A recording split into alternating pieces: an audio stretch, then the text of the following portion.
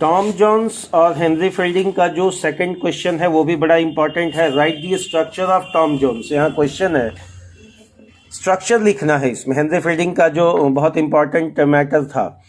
Henry Fielding was a great writer. जब भी किसी क्वेश्चन को आप लिखें, आप कोशिश करें राइटर के बारे में 8 से 10 लाइन आप जरूर लिख लें। Henry Fielding was a great writer. He was a writer of innovative thought से जुड़े हुए थे। उनका जन्म 27 अप्रैल 1707 को हुआ सैमफर्ड पार्क में। वह बहुत ही इंपॉर्टेंट राइटर थे। क्राफ्ट राइटिंग वो करते थे। उनका राइटिंग में इनोवेटिव सेंस हुआ करता था। वो बेहतर नॉवेलिस्ट तो बनने की पूरी कोशिश किए, इसलिए अपने नावल में उन्होंने ऑर्गेनिक स्ट्रक्चर का बहुत ज़्यादा यूज़ किया। और ख़ासकर अपने एक प्रमुख लेखन में वो खुद को अपना उसका मेन नायक के रूप में भी उन्होंने उसको डिफाइन करने की कोशिश की। तो इस तरह से क्या है कि देखिए, टॉम जोन्स का जो मैटर है, टॉम जोन्स का क्वेश्चन में आप पहले हेनरी फील्डिंग के बारे में लिख देंगे। उसके बाद जो मेन स्टेटस स्टार्ट होता है कि हम आगे इसको कैसे कंटिन्यू करते हैं। चलिए देखिए, इस चीज़ के लिए यहाँ होता है, we also know that Fielding is a super craftsman. वो काफ़ी अच्छे क्राफ्टमैन थे और ख़ासकर उन्होंने जो लिखने की कोशिश की उसमें स्ट्रक्चर वाइज उन्होंने हर चीज़ को डिफाइन किया है बताने का।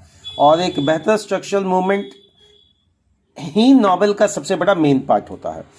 इट हैज़ बिन, यह बताया गया है, customary to pay homage to the Fieldings. मैंने उनको जो श्रद्धांजलि दी गई है वो वेल प्लेस्ड स्टेटमेंट के साथ दिया गया है। उनका प्लॉट कंस्ट्रक्शन बहुत स्ट्रांग था, थॉट बहुत स्ट्रांग था, डिस्कशन पॉइंट्स लेवल बहुत अप लेवल का था। उनके स्ट्रक्चर में इस बात का पूरा ध्यान रहता है कि वो हर चीज़ को एक स्कीम वाइज बताने की कोशिश किए हैं। और सबसे बड़ा बात कि उन्होंने हर चीज़ को मतलब इस तरीके से लिखा है कि कहीं फ्लैटरी जो फ्लैटरनेस होता है, मैंने चापलूसी, इस चीज़ों से इसको दूर रखा है। जो सेकंड सबसे बड़ी बात होती है इनके लेखन में, यह ब्रीफ वे में किसी चीज़ को डिफाइन नहीं किए। इनका मैंने टॉप टू बॉटम जो लिखने का कंडीशन था वो रिगार्डेबल थॉट में होता था। और the writer said that the Tom and Depp Fieldings, and जब यहाँ पर एलवर्दी को लेकर उन्होंने डिफाइन करने की कोशिश की शुरू से ही was a strong from the Allworthy plot.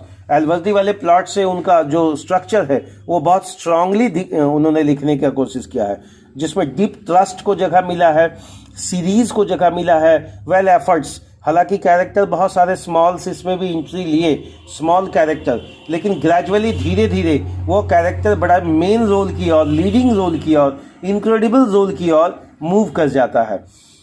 The whole novel consist of the 18 books. यहाँ बताया गया कि जितना भी ये नॉवेल है वो 18 भाग में बताया गया है। And 80 is divided into that. और इसको खासकर जो ये 18 बुक्स को है उसको 3 पार्ट में डिफाइन करने की कोशिश की और लिखने का कोशिश किया। फर्स्ट 6 बुक, पहला जो 6 बुक है डील करता है टॉम के लाइफ से जुड़ा हुआ इन द कंट्री साइड। दूसरा जो 6 बुक है वो रिलेटेड है इनके प्रैक्टिकल एक्सपीरियंस से। और जो तीसरा 6 बुक है वो डील करता है the road last 6 book deals. क्या जो लास्ट जो इनका स्टेटमेंट है वो बिल्कुल इनके लाइफ हिस्ट्री से जुड़ा हुआ है। He loved Allworthy. वह काफ़ी एलवर्दी को क्या करते थे, प्रेम करते थे, because of her good nature. क्योंकि एलवर्दी कैरेक्टर को जो डिफाइन दर्शाया गया है उसमें दिखाया गया कि वो बहुत ही अच्छी क्या थी, अच्छे नेचर की थी और वो कंट्रोवर्सी से हमेशा दूर रहती थी। यहाँ बताया गया brigades had confident hair secret in. जो ब्रिगेड्स का लिखने का जो उस कैरेक्टर को इन्होंने बताया, उस कैरेक्टर को बताने के पीछे सिंपल सा रीजन था कि इंटरवेंस और जो फेवरेबल पॉइंट था उस चीज़ को लेकर इन्होंने लिखने की कोशिश की। द सीक्रेट ऑफ टॉम, जो टॉम का सीक्रेट है वो वेल नोन पार्टी से जुड़ा हुआ है, to absents and their person. और इसमें जो कैरेक्टर टॉम जोन्स में खासकर जो कैरेक्टर हैं, कहीं छोटे हैं कहीं बड़े हैं, लेकिन जितने भी प्रोटोगोनिस्ट इसमें हैं, नायक हैं, वो सारे इजी से टफ की ओर गए हैं।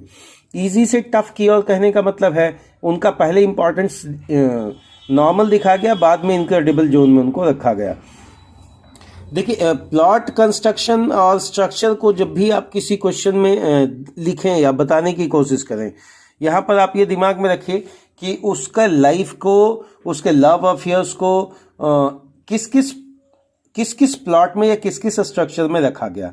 मेनी स्मॉल कैरेक्टर्स, बहुत सारे स्मॉल कैरेक्टर्स हालांकि इन तो किए, लेकिन ग्रेजुअली वो धूमिल भी हो गए बहुत जगहों पर। तो उनको कुछ को इनक्रेडिबल रोल मिला, कुछ को इनक्रेडिबल रोल नहीं मिला।